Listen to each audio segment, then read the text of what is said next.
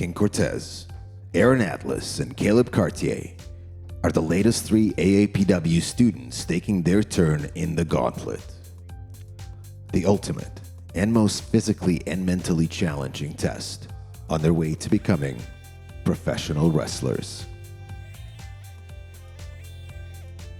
AAPW has a gauntlet, or graduation gauntlet, and that's what you gotta go through to become a pro wrestler. The person that is graduating is in the ring the whole entire time. Depending on how many people are there, depends on how much time you get with them. If you can somehow pin or submit them, then you get the rest of that duration to take a break.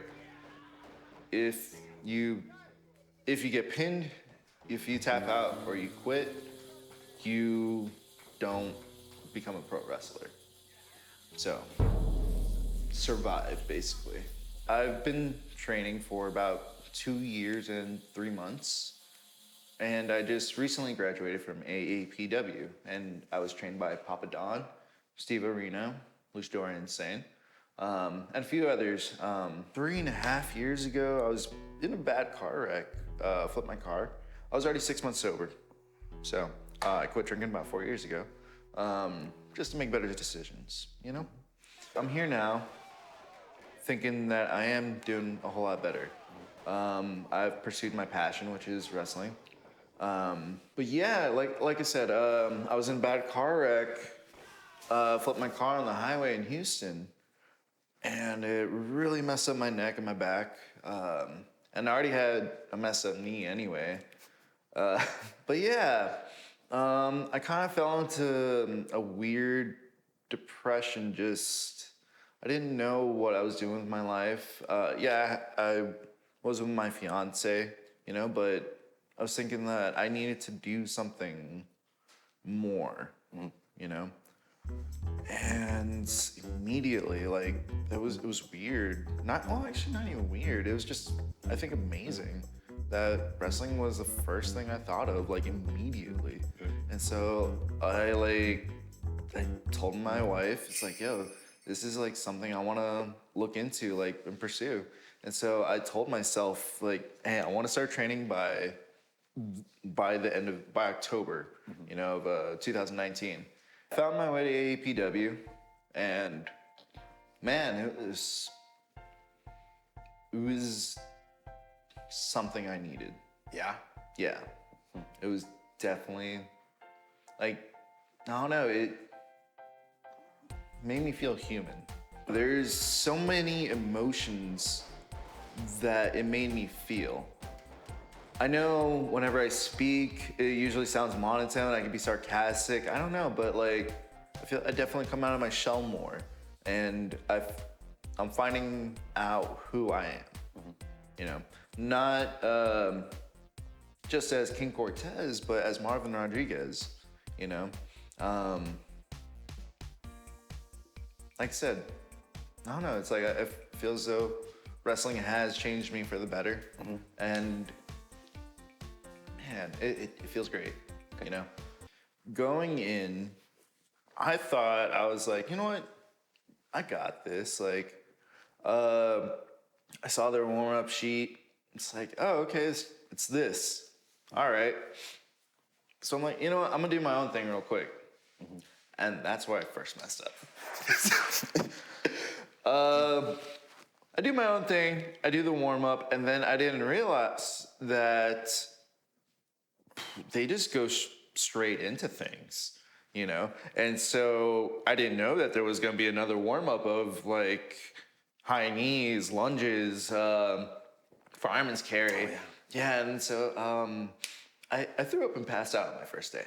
Very cool. Yeah, it was fun. Actually, that's when we became friends, because we were next to each other with our knees up. It's like, hey man, how you feeling? It's like, oh man. Yeah. It was great. Oh man. Hey, good times. There was 5 of us that started on the same day. That's right. There was you, there was me, there was Mark, there was JC, and this guy named Parker. And to be honest, I think Parker did if he didn't do what he did, it probably would have been me. Because so Pop, he just wasn't getting up or something. I forget what.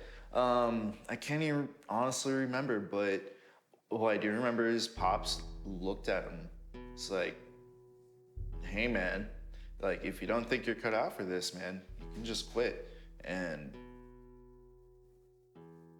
he rolled out of the ring and left. Yep. Yeah, seeing that is kind of what made me realize that I didn't want to.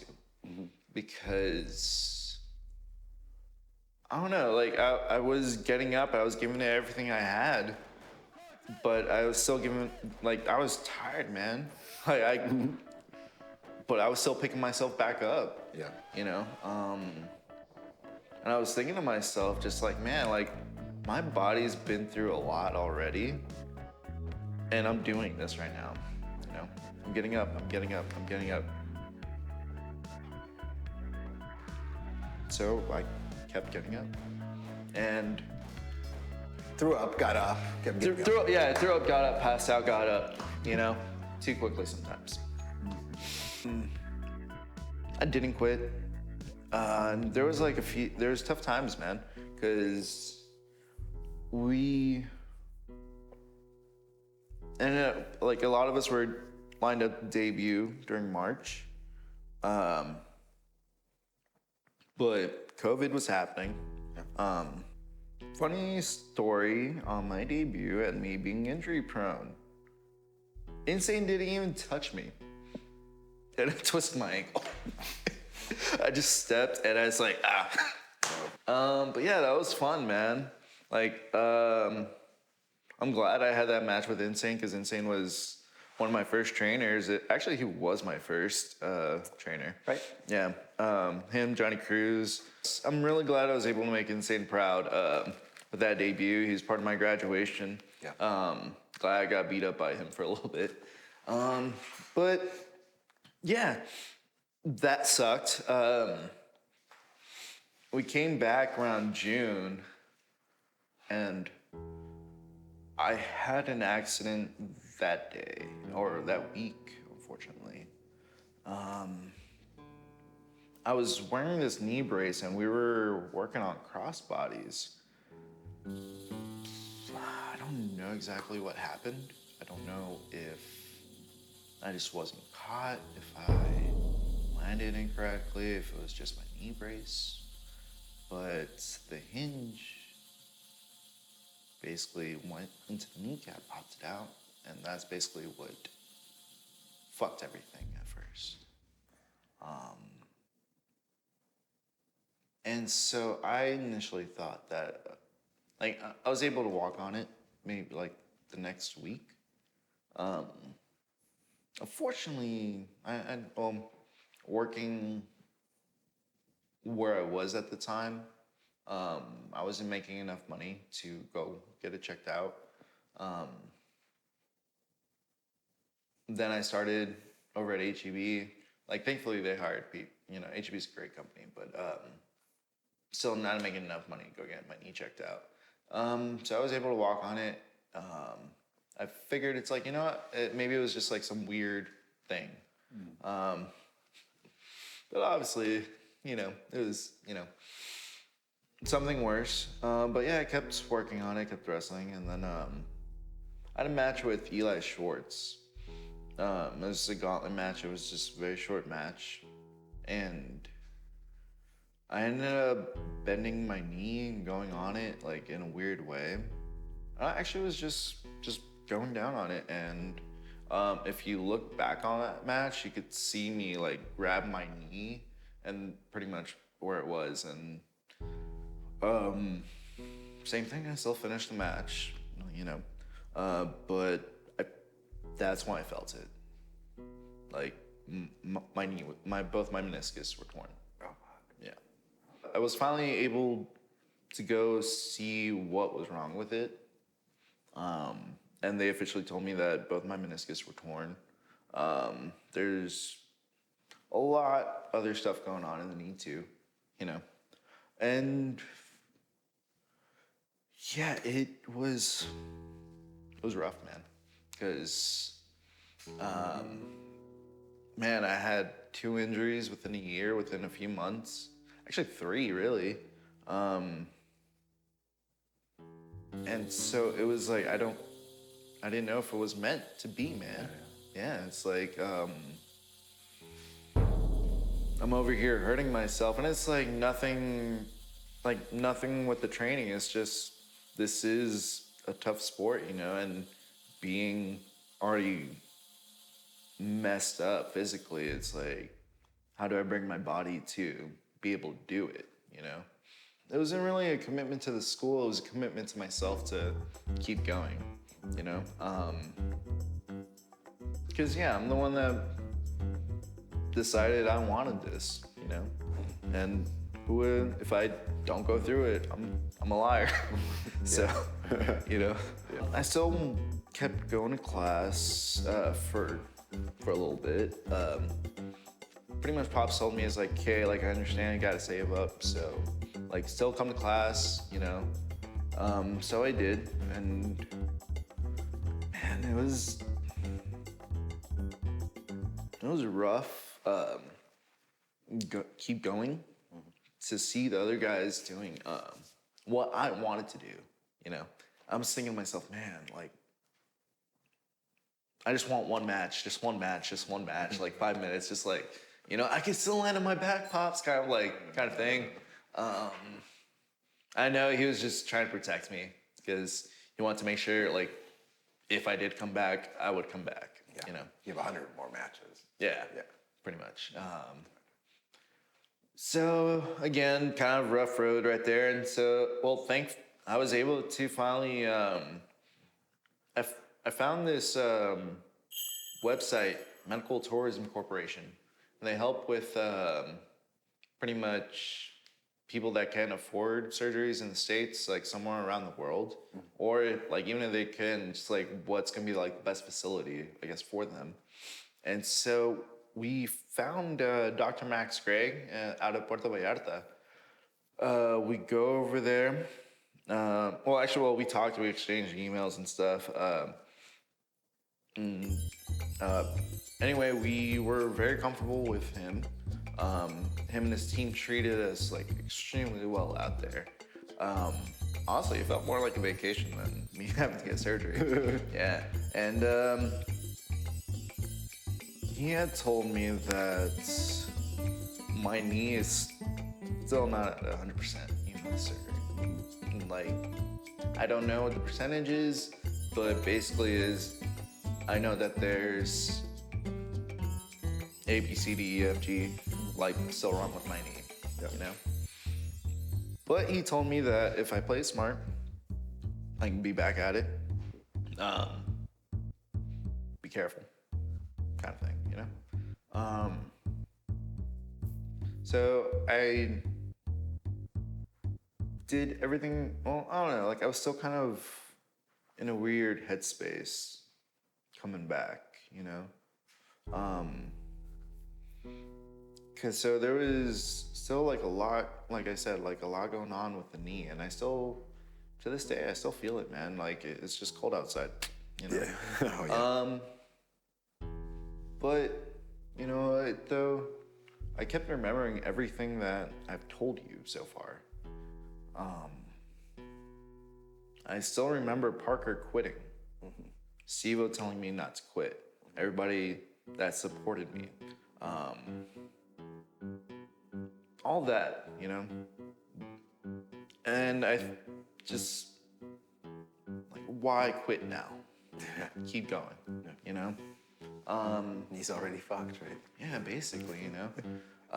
And so I had to think of a game plan, think of like, what can I do as Marvin Rodriguez to make sure that King Cortez can do everything possible to keep Marvin Rodriguez safe. So, yeah, it was weird because like I said, these guys are doing all these things that are cool and stuff that I really want to do, but I can't because it's still very rough for me to go on my knee. But I don't know, like I figured a few things out. I was able to have my comeback match with Lawrence. It was kind of random too. So like, Pops was making the card, and he had Lawrence versus blank. And so I was like, Cortez. That's where we're in there. It's just like, you know, all right, and he gave it to me. Nice. Yeah, man. There you go. Yeah, Lawrence. Reach for that brass ring. Pretty much, man. And he took care of me. He made sure that I didn't really have to do anything with my knee. And dude, he made me look great. I don't know if I can say that I did the same for him. I tried my best, you know, as my comeback match. But yeah, man, it was a lot of fun, man. So, like, Insane, Lawrence, like, thank you for those debuts. Prettiest moonsault I've ever seen, by the way, at your graduation. That was gorgeous. Thank you. Well, and I'll bring that up in a second. So, whenever we were whenever we were still, I guess, in the prime of our class, like, I think the four of us were doing pretty well. You, me, Matt, Mark, and JC. And I say Matt Mark because he has, I don't know. Wherever you are, friend. Yeah, man, just come back. You did great. But anyway, I was leaner, I believe. I was doing well, and then the injury, I kind of got fat. But Buff, I would say. You look like Buff Bagwell. well, I'm getting it back. Yeah, Like with Bret Hart hair. yeah, Yeah, I'm trying. King Cortez is me, the homie. You know, that's why I try to go for it. You know, that's who he is, man. He's just more Spanish. That's about it. You know. How's your Spanish, by the way? I don't know. So the story is that I knew Spanish. I watched Barney. I forgot Spanish. Yeah. So Barney, like, if I ever see you, I'm coming after you, man. I gotta keep my kids safe from Barney. Yeah. How did wrestling kind of like go over at the home then? Because this was like what, Attitude Era or maybe the tail end or? Yeah, it was. So one of the first pay-per-views that actually it's basically what made me for sure love wrestling, and I think this hits home with a lot of people because definitely one of the best WrestleManias ever. 17. Okay, yeah. Yeah, For sure. Yeah. And yeah, it was great. So my uncle had told me that he was going to take me to WrestleMania because it was in Houston that year. And I was waiting, and I was waiting, and I was waiting, and obviously he did not take me. But my dad is like, I'm sorry, son. I'll pay the $49.99 for you to watch WrestleMania, you know? It was a black box. But he got me a Snickers Cruncher afterwards because they were possibly one of the greatest candy bars ever. Actually, it is. Anyway, Sponsor yeah, King Cortez, please. please. I'm poor. Yeah, I don't know. So, like, I remember that triple threat ladder match, and just like me and my family were just watching it. Well, my mom wasn't watching because she doesn't really like. She's like, oh my god, violence, you know. But I just remember the three of us having a good time. Me and my sister, and my dad, you know. And I don't know, just good memories, you know. Yeah, that was just like pretty much what made me love wrestling. And then So you're kind of tangentially into it, and then your uncle's like, "Yeah, I'm gonna take you, buddy." And then he does it, but then you have this like awesome night. The whole family, except for your mom, was cowering is into it. pretty much, yeah. Nice, yeah. Yeah, and then just also like afterwards, I would watch pay-per-views with my friends. I remember wrestling in the backyard with my friends, you know, just like messing around, you know. It's not like we ever recorded any of it, but You're not supposed to tell people. yeah, you're not supposed to tell people. And I think that's where I learned how to become stiff because like I always won, but it's just I'd put it in there, man. I have a few friends that came over for my debut for my tag team tables match. Not this Halloween, the one before, you know. That didn't end very well for you, huh? I remember that. Yeah, no. I was in there for like 2 minutes and then I got powerbombed through one. Damn. Bastards. Rough. Warsaw. You got some vengeance, I think, this year. A little bit, you know. I currently have the Warsaw title. You have the Warsaw title. I have the Warsaw title. I love that. Yeah. Is it? And you pinned him like during graduation too. I did pin him during my graduation, you know. And man, you know what though? Like Warsaw is like a really great guy though. Yeah. Yeah. He's really taught me more big man style. Okay. You know, However, before meeting Warsaw for the final and most brutal, most exhausting 3 minutes of his gauntlet, Cortez must survive the first 19 combatants. so I was second. Mac went first. And so me and Aaron were in the back. And he was nervous to sell. I was nervous to sell. And I was like, dude, like, do you just like want to watch a movie or something? So we're just watching The Dark Knight Rises right there. And he's kind of just like freaking out the whole time. I'm just like trying to watch the movie because I didn't want to freak out. So that was basically my way of freaking out. And I don't know, like, so my initial thought was just like, I was kind of worried about my knee. I was just worried, like, is my cardio enough? And man, I came a couple times just like straight up passing out. I'm just like waiting for a pin, 1, 2, kick out. So I don't know, my idea was just to get in there, ground people as soon as possible. And if they wanted to get up, all right, you're gonna have to work for it, kind of thing. I don't know, man, like, you were there. You saw the struggle. You saw how hard it is.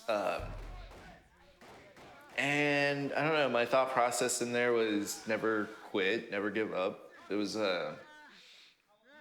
try to breathe, you know, just survive. It's like I knew I had it. I could do it. I knew I could do it. It was just definitely one of the hardest things I've ever done. Did you get any practice runs before? No. Like, so, like, I don't know, there's not really a way to prepare for the gauntlet because you gotta deal with so many other people's wrestling styles, you know? Like, and you're pretty much after number 1, you're not fresh anymore, you know? You have to change the pace, change the speed of what you got to do with somebody else,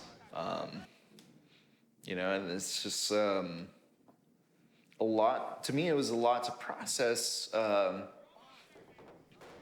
switch to everybody else. I mean, I try to basically keep it at my own pace, which I think I did well for, you know, quite a few. But I also wanted to give others that, like for example, Ollie. Man, he was great.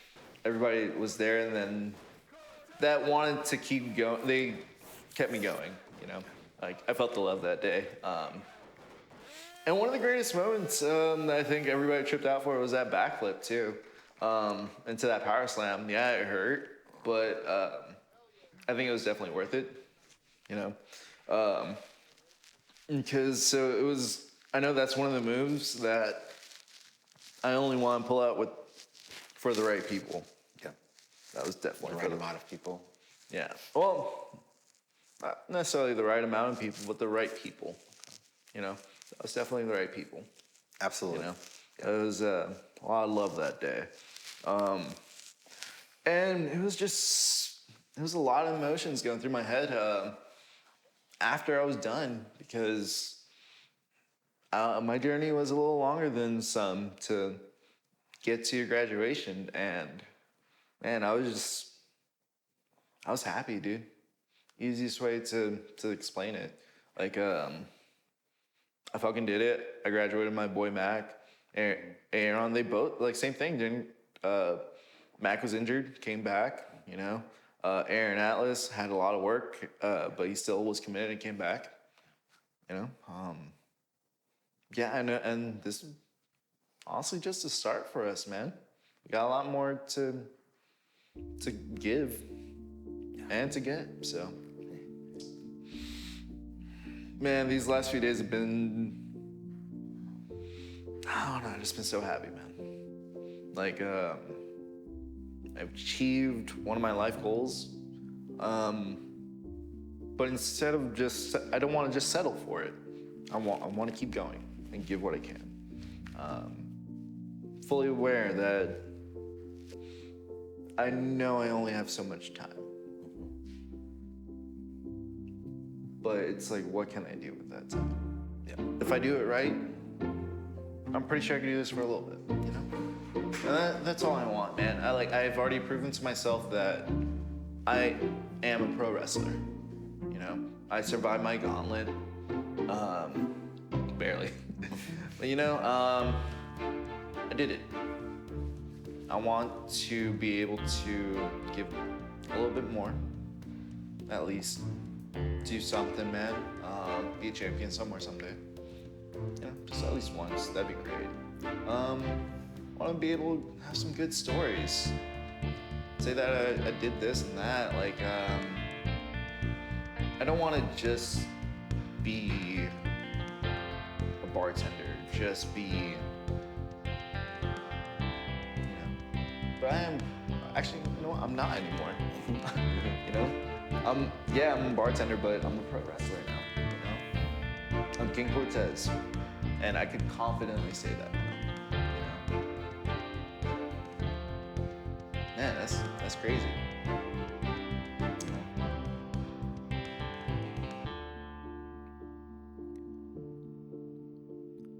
Weeks after filming this interview, King Cortez and partner Ziggy Winston became AAPW Tag Team Champions for the first time. Moonsaulters! Big old border toss! Big power slam! That's what won in the match last week! Into the cover! 1, 2, 3! Yes! New Tag Team Champions! The good guys did it! The good guys did it!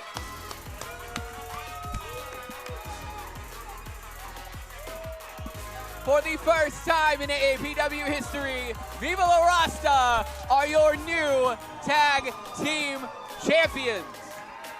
My eyes are red, and it's because of the tears. Oh, wow. Well, there we go, you know, call it a match made in that one part of the store in the back of Spencer's. But these two men are peas in a pod, and I mean, everything just clicked. It was the right night. Everything was firing on all cylinders, and these two men were able to get the deal done, and we have new AAPW Tag Team Champions.